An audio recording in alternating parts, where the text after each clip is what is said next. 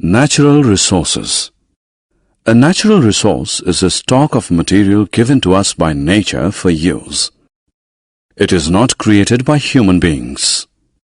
Natural resources are of two types: renewable and non-renewable. Renewable natural resources are those resources that are not exhausted by human use. They are reformed and are available for continuous human use.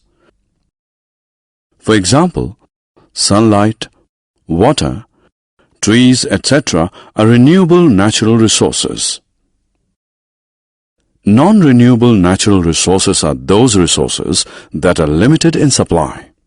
They take years to form. They get exhausted by continuous human use. For example, coal, petroleum, etc. are non-renewable natural resources. Let us now look at some natural resources.